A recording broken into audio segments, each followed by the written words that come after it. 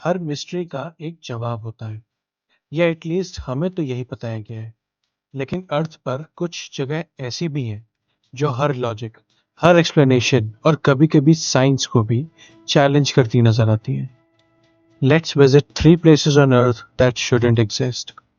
Number 3. The Eye of Sahara. The giant eye visible from space. क्या आपको पता है कि अगर आप स्पेस से अर्थ को देखते हो तो अफ्रीका के नॉर्थ वेस्ट हिस्से में एक ऐसा निशान नजर आता है जो पहली नजर में किसी जायंट टारगेट या बुल्सआई से कम नहीं लगता। सहारा डेजर्ट की अनंत रेत के बीच बना यह परफेक्ट सर्कुलर पैटर्न लगभग 50 किलोमीटर जितना चौड़ा है। इतना बड़ा है कि इंटरनेशनल स्पेस स्टेशन से गुजरते हुए एस्ट्रोनॉट्स भी इसे आसानी से आइडेंटिफाई कर लेते हैं। इस स्ट्रक्चर को दुनिया द आई ऑफ सहारा के नाम से जानती है। हैरानी की बात यह है कि जमीन पर खड़े होकर आपको शायद कभी एहसास ही ना हो कि आप दुनिया के सबसे अनयूजुअल जियोलॉजिकल फॉर्मेशंस में से एक के बीच में खड़े हैं। लेकिन जैसे ही कैमरा आसमान की तरफ उठता है, पूरी तस्वीर बदल जाती है। एक के अंदर एक बने परफेक्टली सर्कुलर रिंग्स, बिल्कुल वैसे जैसे किसी ने डेजर्ट के बीच कंपास से एक जायंट डिजाइन बना दिया हो।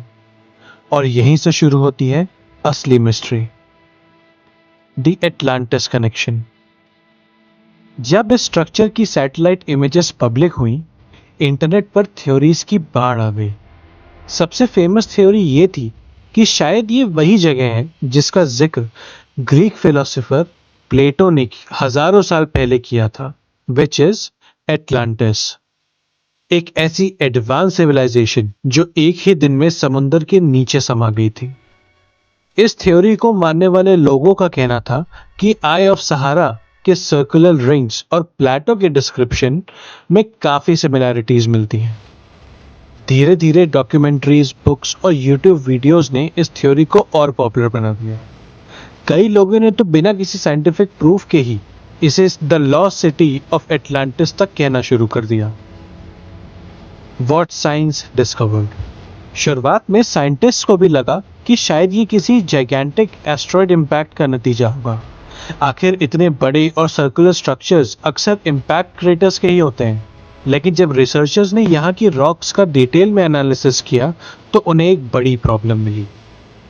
किसी भी एस्ट्रॉयड इम्पैक्ट के बाद जियोलॉजिकल एविडेंसेस मिलते हैं, जैसे मेल्टेड रॉक्स, शॉक मिनरल्स और एक्सट्रीम प्रेशर के निशान। आई ऑफ सहारा में ऐसा कोई कन्विंसिंग एविडेंस नहीं मिला। इसके बाद साइंटिस्ट ने दूसरी पॉसिबिलिटी पर काम करना शुरू किया। आज सबसे एक्सेप्टेड एक्सप्लेनेशन के मुताबिक करोड़ों साल पहले धरती के अंदर मौजूद पिघला हुआ मैग्मा ऊपर की तरफ प्रेशर बना रहा था। यह मैग्मा सरफेस तक नहीं पहुंच पाया, लेकिन इसने ऊपर की रॉक लेयर्स को धीरे धीरे एक बड़े डोम की शेप दे दी। फिर लाखों नहीं बल्कि करोड़ों सालों तक हवा, बारिश और इरोजन ने इस डोम को घिसना शुरू किया। सॉफ्ट रॉक्स धीरे धीरे खत्म होते गए, जबकि हार्ड रॉक्स बचे रहे। आज जो परफेक्टली सर्कुलर रिंग्स हमें नजर आती हैं, वो इसी जियोलॉजिकल प्रोसेस का रिजल्ट माना जाता है। साइंस के पास काफी वैलिड एक्सप्लेनेशन निकल के आया, लेकिन क्या मिस्ट्री खत्म हो गई?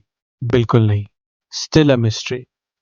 अगर ये सिर्फ एरोजन का रिजल्ट है, तो फिर अर्थ पर ऐसे परफेक्टली सिमेट्रिकल स्ट्रक्चर्स इतनी कम संख्या में क्यों मिलते हैं? शायद इसी वजह से आई ऑफ सहारा आज भी साइंस और कॉन्स्पिरेसी थ्योरीज के बीच में कहीं नजर आता है। एक तरफ जियोलॉजिस्ट हैं जो इसे अर्थ की जियोलॉजिकल हिस्ट्री का मास्टरपीस मानते हैं, और दूसरी तरफ वो लोग जो आज भी यकीन रखते हैं कि इसके पीछे कोई लॉस्ट सिविलाइजेशन या अननोन टेक्नोलॉजी छुपी हुई है। लेकिन सच ये है कि आई ऑफ सहारा की मिस्ट्री कम से कम हमारे सामने तो है। हम उसकी तस्वीरें देख सकते हैं, उसके पास जा सकते हैं और उसको स्टडी कर सकते हैं। लेकिन अब जिस मिस्ट्री की बात होने वाली है, उस तक पहुंचना ही इतना मुश्किल है कि आज भी दुनिया के सिर्फ कुछ ही लोग उसे अपनी आंखों से देख पाए। और जब उन्होंने देखा तो पहला सवाल ये नहीं था कि ये क्या है, बल्कि ये यहाँ आया कैसे। और जब उन्होंने देखा तो पहला सवाल ये नहीं था कि ये क्या है, बल्कि ये यहाँ आया कैसे। Number 2, The Baltic Sea Anomaly, the object that shouldn't be there. Her mystery की शुरुआत किसी अजीब डिस्कवरी से होती है, लेकिन बाल्टिक सी एनोमली की कहानी और भी इंटरेस्टिंग है, क्योंकि जिस दिन ये ऑब्जेक्ट मिला था, उस दिन किसी मिस्ट्री की तलाश ही नहीं हो रही थी। साल था 2011। स्वीडन की under water exploration company Ocean X Baltic Sea के नीचे पुराने शिपरेक्स ढूंढ रही थी। सोनार स्कैन चल रहा था और टीम को उम्मीद थी कि शायद किसी डूबे हुए जहाज या हिस्टोरिकल ट्रेजर का पता चलेगा। लेकिन कुछ ही देर बाद कंप्यूटर स्क्रीन पर एक ऐसी इमेज सामने आई जिसने पूरे मिशन का डायरेक्शन ही बदल दिया। समुंदर के करीब 90 मीटर नीचे एक परफेक्टली सर्कुलर ऑब्जेक्ट पड़ा हुआ था। सिर्फ उसका शेप ही अजीब नहीं था, बल्कि उसके पीछे एक लंबा सा निशान भी दिख रहा था, बिल्कुल ऐसे जैसे कोई बहुत भारी चीज समुद्र के फ्लोर पर घिसते हुए आकर अचानक रुक गई। पहली नजर में ये किसी नॉर्मल रॉक फॉर्मेशन जैसा लग रहा था, लेकिन जब सोनार इमेज इंटरनेट पर पहुंची तो थ्योरीज की बाढ़ आ गई। किसी ने इसे क्रैश्ड यूएफओ बताया, किसी ने सीक्रेट नाजी टेक्नोलॉजी, और कुछ लोगों ने तो इसे किसी अननोन सिविलाइजेशन का सबूत तक मान लिया। अगर आप सिर्फ सोनार इमेज देखें तो एक पल के लिए ये थ्योरीज इतनी भी इम्पॉसिबल नहीं लग रही थी, लेकिन इंटरनेट और साइंस में एक बहुत बड़ा फर्क होता है। इंटरनेट इमेजिनेशन से चलता है और साइंस एविडेंस से। What did the expedition find? कुछ महीने बाद ओशन एक्स की टीम दोबारा उसी लोकेशन पर लौटी। इस बार सोनार के साथ साथ अंडर वाटर कैमरास और डाइवर्स भी थे। सबको लगा था कि जैसे ही क्लियर फुटेज मिलेगी मिस्ट्री खत्म हो जाएगी, लेकिन हुआ उसका बिल्कुल उल्टा।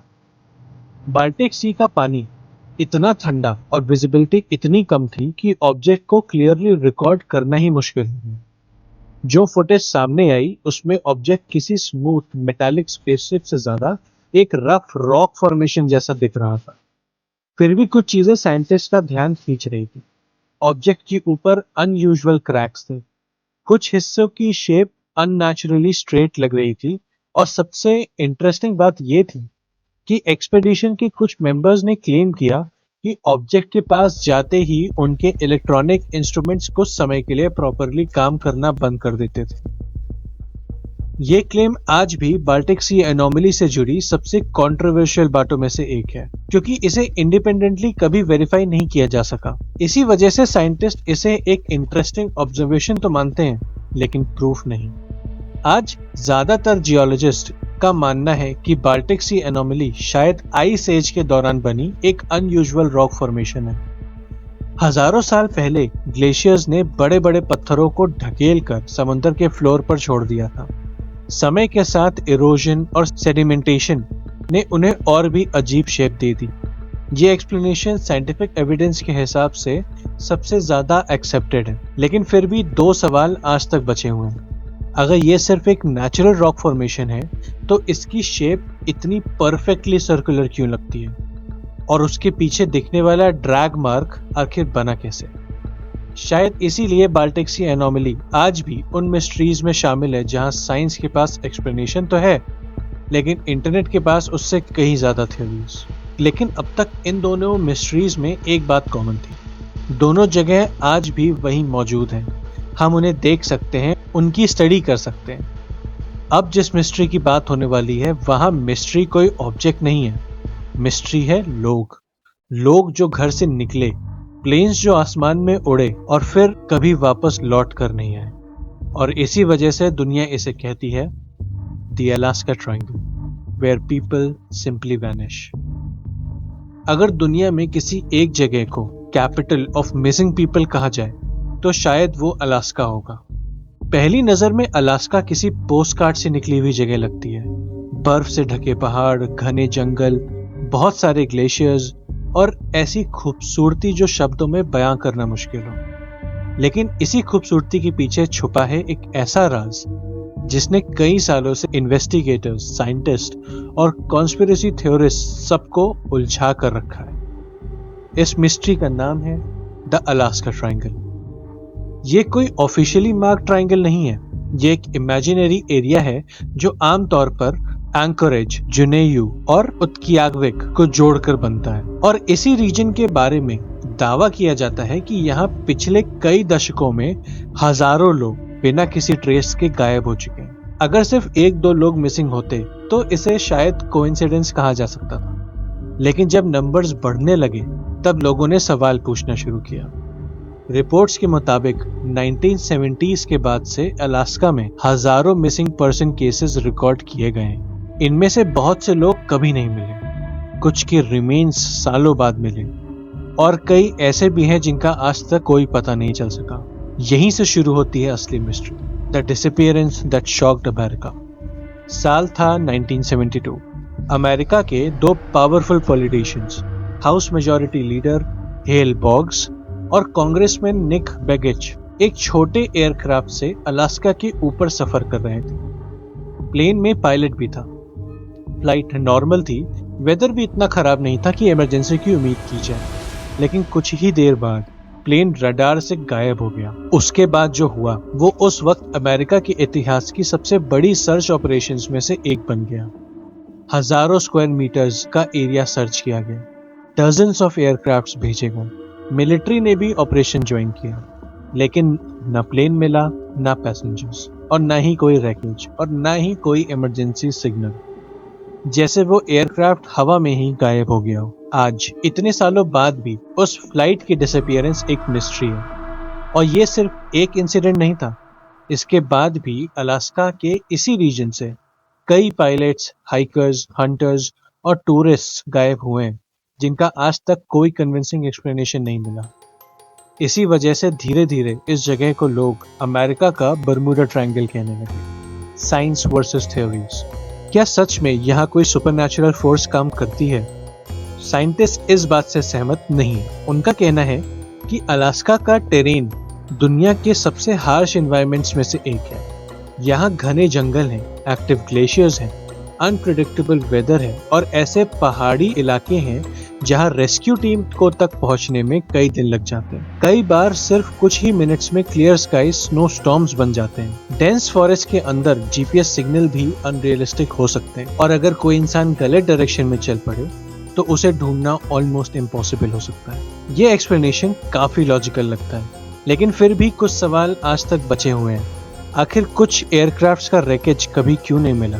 इतनी एक्सटेंसिव सर्च ऑपरेशंस के बाद भी कुछ लोगों का कोई ट्रेस क्यों नहीं मिला? और सबसे बड़ी बात, क्यों इस रीजन से इतनी सारी अनएक्सप्लेन्ड स्टोरीज सामने आती रहती है? साइंस के पास इसका कोई आंसर नहीं है और इसीलिए यहाँ जन्म लेती हैं अनएक्सप्लेन्ड थ्योरीज। कुछ लोग इस रीजन को अनयूजुअल मैग्नेटिक एनोमलीज से जोड़ते हैं। कुछ लोगों का मानना है कि यहाँ अननोन क्रिएचर्स रहते हैं और कुछ लोग तो इसे एक्स्ट्रा डायमेंशनल पोर्टल्स तक से कनेक्ट कर देते हैं। लेकिन इनमें से किसी भी थ्योरी को सपोर्ट करने वाला क्रेडिबल साइंटिफिक एविडेंस आज तक नहीं मिला। इसका मतलब ये नहीं कि मिस्ट्री खत्म हो गई। इसका मतलब सिर्फ इतना है कि कभी कभी नेचर खुद इतना कॉम्प्लेक्स होता है कि हमें उसके लिए एलियंस या सुपरनैचुरल एक्सप्लेनेशंस की जरूरत ही नहीं पड़ती। आज हमने एक ऐसी मिस्ट्री देखी जिसका जवाब साइंस के पास भी नहीं है, लेकिन अगली मिस्ट्री और भी अजीब है। एक प्रेडिक्शन जो आज भी पूरी दुनिया को डरा रही है। क्या बाबा वांगा ने वाकई 2026 का फ्यूचर देख लिया था